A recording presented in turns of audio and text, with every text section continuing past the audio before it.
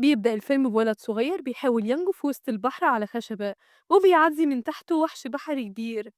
وبعد كده تظهر بنت قاعدة بتحكي للأولاد قصص عن أمجاد سفينة الإنفيتابل، وعن أكتر صياد شجاع كابتن كرو اللي بيحمي المدينة من خطر الوحوش البحرية.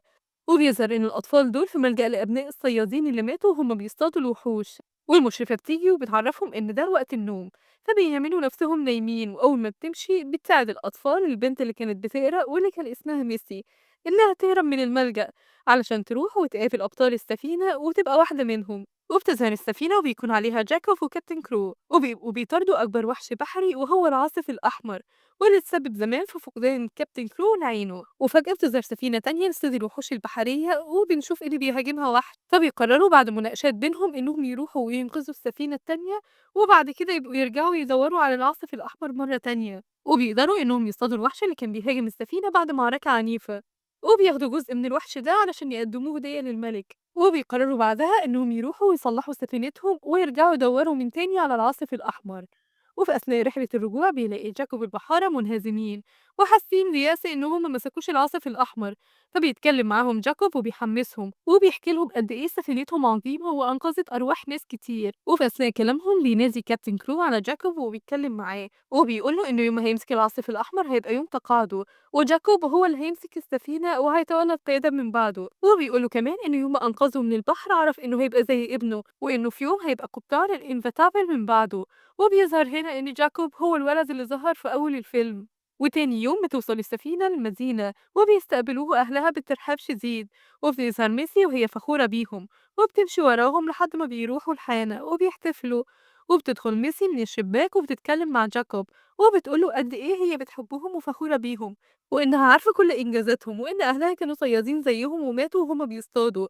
وبتقول له إنها هربت من الملجأ علشان تنضم لسفينتهم، فبيقول لها جاكوب إنها تنسى حاجة زي دي. وبيتخانقوا مع بعض وبياخدها للعربية بره، وبيقول للي بتسوق تاخدها للميتم. وتاني يوم بيروح جاكوب وكابتن كرول الملك بالجزء اللي أخدوه من الوحش البحري، وبيدخل الكابتن كرو مساعدينه للملك والملكة اللي بيكونوا غضبانين من كابتن كرو بسبب إن في واحد اسمه الأدميرال هورنيجال بلغهم إن كابتن كرو شاف العاصف الأحمر لكنهم اتخلوا عن مطاردته وأنقذوا السفينة التانية. وبيصدر الملك قرار بإنه هيتخلى عن الدعم المادي للسفن، وإنه بنى سفينة ملكية مجهزة بأحدث الأسلحة وهيكون قائدها الإدميرال.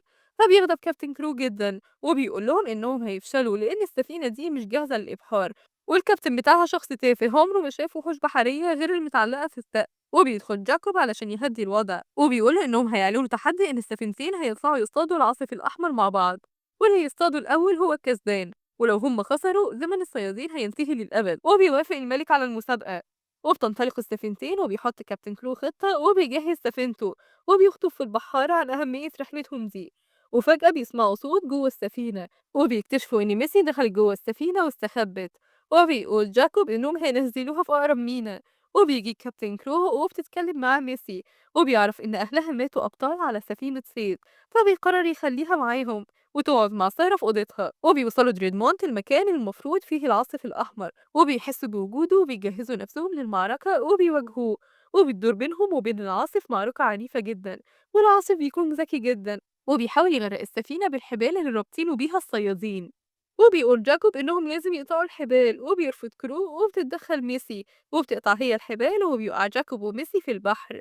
وبيلاقوا العاصف الأحمر وبيطلعوا على القارب، وبيكون كرو غضبان جدا من ميسي وبيقول لجاكوب يجيبها له وبيسأله هو هيعمل فيها ايه بس ما بيرضاش يقول، فبيحميها جاكوب وبيرفض يديها له. وبيظهر فجأة العاصف الأحمر وبيطلع قالب جاكوب وميسي وبيفضلوا جوه العاصف أحياء وبيقرروا يستكشفوا من جوه وبيربطوا نفسهم بحبل مع بعض علشان ما يتوهوش، وبيفضلوا يستكشفوه لحد ما بيوصلوا للمناخير. وبيحس العاصف بحكة في مناخيره بسبب السيف بتاع جاكوب فبيعطس وبيرمي جاكوب لبعيد، وبتفضل ميسي متعلقة وبيمسكها العاصف وبيفضلوا يبصوا لبعض كتير.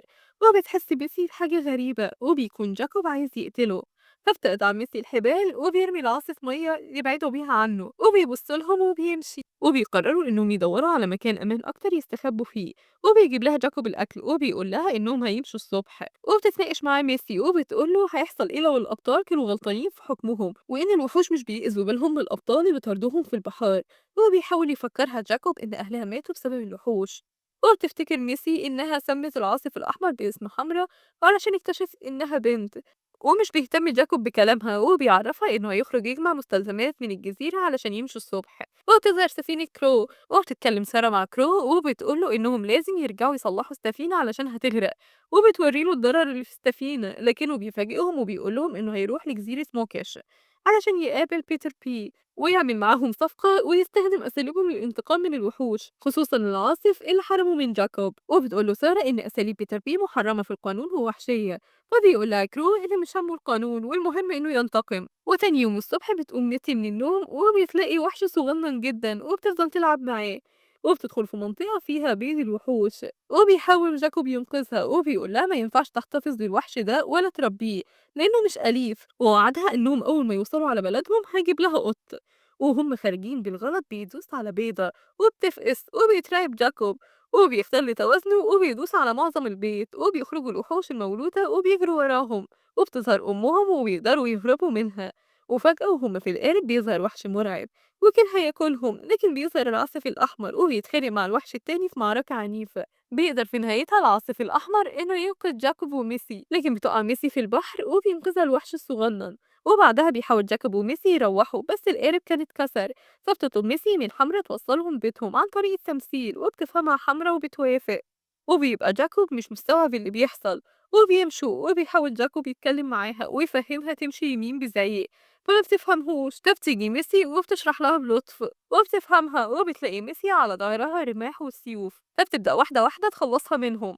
وبيوصل كرو على الجزيرة وبتفكروا سارة إنهم مش محتاجين للست دي وإنهم صيادين، لكن ما بيسمعهاش كرو. وهناك بتظهر ساحرة شريرة وبتقوله إنها عارفة هو جاي ليه، وبتديله سم خطير يقضي على أصعب الوحوش، وبتقوله إن الناس بيقولوا عليها إنها بتحقق لهم اللي هم عايزينه بس مش بيشوفوا يوم حلو بعدها. وبيقول لها إنه ما يهمهوش الكلام ده، وبتديله سلاح خطير اسمه سهم القدر وبتعرفه إن تمنه صفقة هتاخد فيها كل حاجة. وبيظهر جاكوب وبيحاول يصطاد سمك ومش بيعرف، فبتساعده حمرا وبتجيب له سمك، وبتكمل ميسي وبيساعدها جاكوب وبيشيلوا باقي الرماح من على حمرا. وبيقرا جاكوب في الكتاب اللي مع ميسي وبيقول لها إن في حاجات كتير غلط وإن مش دي الحقيقة، وبتقول له ممكن الوحوش مش هما اللي ابتدوا الحرب وإن الإنسان هو اللي طاردهم. فبيقول لها جاكوب ممكن بس ليه هيعملوا كده. وأثناء كلامهم بتقوم عاصفة فبيدخلوا يقعدوا جوه حمرا وبيستخبوا من العاصفة وبيتفرجوا على المحيط وجماله وبقايا السفن والناس. وبتقولوا ميسي إنهم لازم ينهوا الحرب بين الوحوش والناس، وبيظهر البحارة وهم متضايقين من الكابتن والسلاح وبيقولوا إن حربهم ما فيهاش شرف. وبتظهر كائنات بحرية بتهرب وبيعرفوا إنها بتهرب من العاصف الأحمر وإنهم قربوا منه وبيجهزوا نفسهم علشان يصطادوه. وبيلاقي جاكوب وميسي إنهم قربوا من جزيرة وبيقول لها إن حمرا مش هتبقى في أمان هنا، فهيروحوا هم على الجزيرة دي ويدوروا على سفينة تروحهم. وبتقوله ميسي إنها مش عايزة ترجع للميتم من تاني وهو مش هيرجع السفينة وإنهم ملهمش غير بعض وإنهم ممكن يكونوا سوا عيلة. فبيبص لها جاكوب باستغراب لأن حلمه إنه يبقى بحار مشهور مش إنه يبقى أب ويربي طفلة. وبيستعدوا علشان ينزلوا وبيشكر جاكوب حمرا وبيوعدها إنه مش هيصطاد وحوش بحر تاني. وفجأة وهما بيتكلموا بتظهر سفينة الملك وبيحاول جاكوب وميسي إنهم يقنعوا حمرا إنها تمشي بسرعة قبل ما يشوفها، بس هي بتكون غضبانة من السفينة دي جدا وبتفضل تقرب وبيشوفها واحد من الجنود وبيضرب عليها نار فبتهجم عليهم، وبتجري وراها ميسي وجاكوب وبيبقى ضرب النار شديد جدا وبيحاول جاكوب ينقذ ميسي.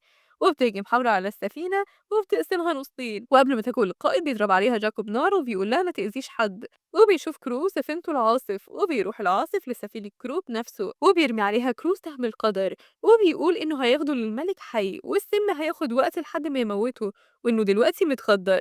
وبيربطوه وبياخدوه وبيشوف ميسي وجاكوب وبينقذوهم، وبيحكي جاكوب عن اللي حصل وإنه بقى هو وحمرا أصحاب. فبيغضب كرو وبيقوله إنه هيبقى من أعدائه لو بقى من أصحاب الوحوش. فبتحاول ميسي تضرب كرو بالسكينة وبيشيلها جاكوب وبتقوله إنها لازم تنقذ حمرا، فبيقول لها إنه آسف ولازم يرجعها للملجأ تاني. وبيعرفوا كرو إنهم هيروحوا للملك الأول. وبتتكلم سارة مع ميسي وبتقول لها إنها مصدقاها بس السفينة وصيد الوحوش هم حياتها ومش هينفع تغيرهم. وبتوصل السفينة عند الملك وبتخرج ميسي من أوضتها وبتكتشف ميسي من الكتب إن الملوك هم اللي ورا قصص الكذب علشان استخداماتهم الشخصية وتوسيع ملكهم.